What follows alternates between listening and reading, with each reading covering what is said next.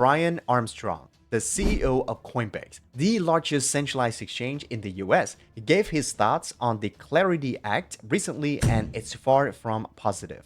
There are serious issues with this bill, and suddenly, the most important crypto bill in US history froze overnight. Now, it's up to the lawmakers to change the contents in this bill to gain support from the people. But what is actually inside of this bill that turned its biggest supporter to enemy?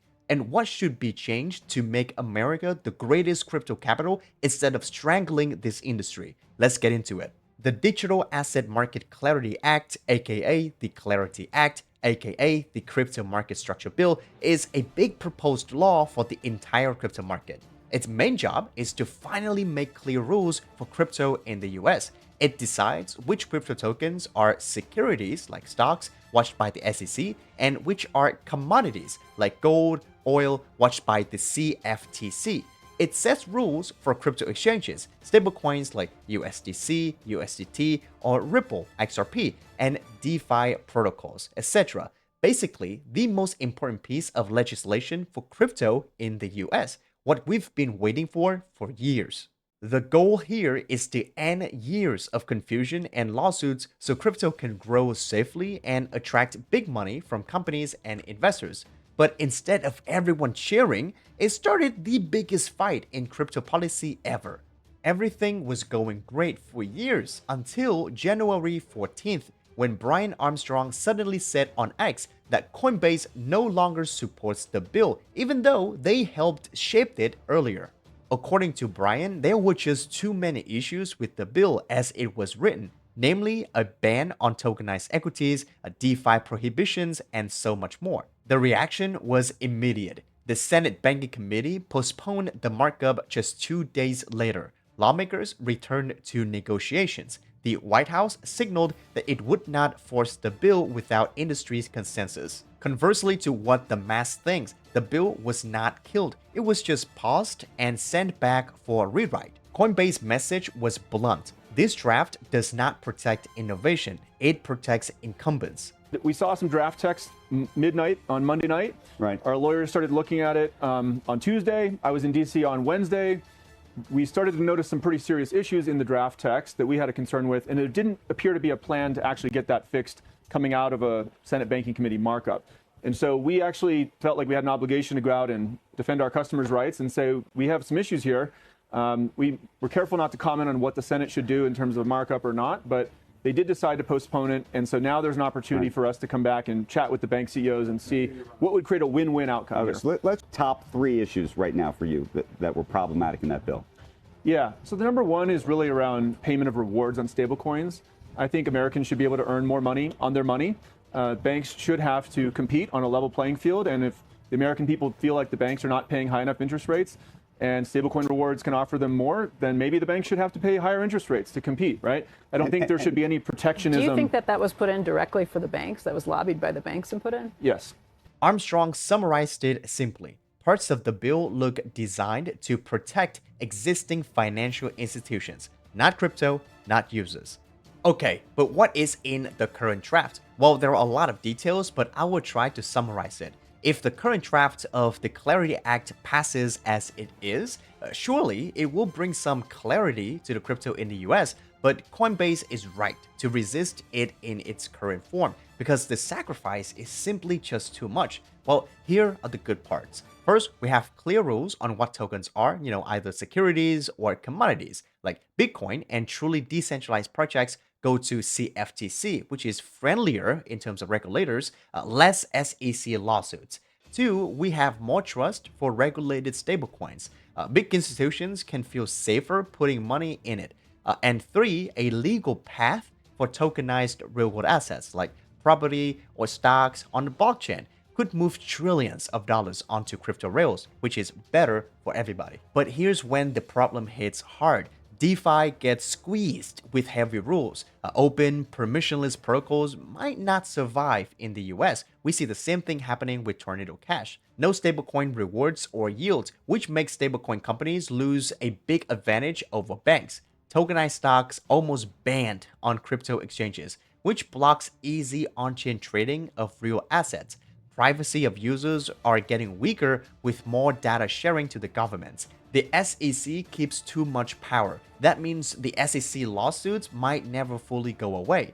This basically destroys DeFi, stablecoins, tokenized stocks, or, crypto in the US. Right, so what needs to change? From industry's feedback and current talks, here's what could make it work. First, DeFi rules must be softened. Pure smart contracts and base protocols should not be forced into identity checks. If compliance is needed, it should apply only to centralized front ends. Developers and open protocols need a clear exclusion to stay safe. In this scenario, we need privacy solutions that could protect investors and comply with the authorities if needed, like Zama, for example, with its privacy technology called FHE. We made a video on Zama right up here, so make sure to check that out. The TGE is very soon now. Second, tokenized equities must be allowed on US crypto exchanges if they follow registration and disclosure rules. This opens the door for huge traditional money to move on-chain.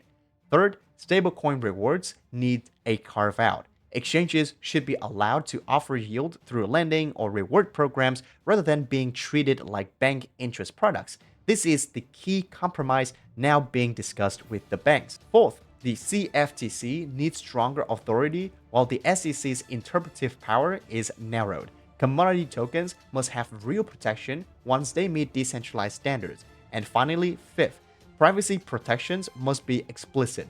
Data sharing should be limited and wallet surveillance should require legal warrants, not broad monitoring powers. And to be honest, we are seeing real progress. House Financial Services Chairman French Hill just said in a fresh interview that the Clarity Act is a top priority for President Trump and the House of Republicans. They have worked on it for years and passed versions twice.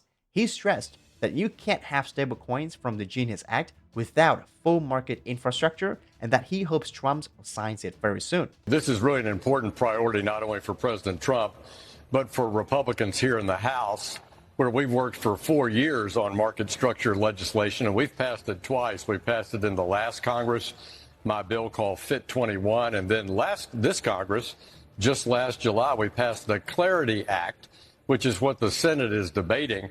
And the Clarity Act got 78 Democratic votes here in the House.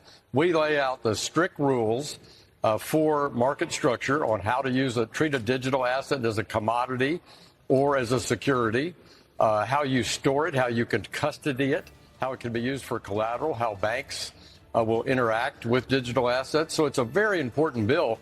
You cannot pass a bill just for dollar-backed stablecoins like the Genius Act that President Trump signed into law last year without market structure. It's like passing a bill authorizing cell phones, but there's no cell towers. So this bill is very important. I agree with the president that I hope he can sign it soon.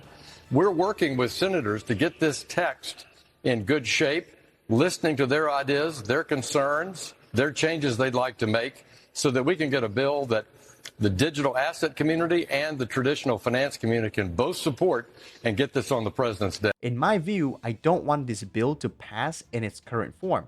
Yeah, it gives clarity. Yeah, it cuts regulatory mess. But clarity that traps innovations behind banks' walls isn't real progress. It just swaps one problem for a new ceiling. If lawmakers proactively listens to industry's leaders and changes attacks, this bill becomes a historic moment and win for America.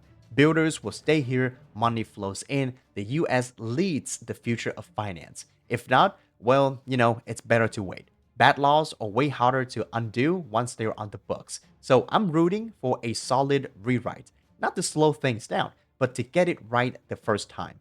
No bill is better than a bad bill. The next few weeks will decide whether the US becomes the home of crypto finance or just another market watching it happen elsewhere. If this breakdown helps you, make sure to like and subscribe to CryptoNinjas and drop your comments below what you think about the Clarity Act right now and what you'd like to see happening next. Thank you so much for watching and daily out.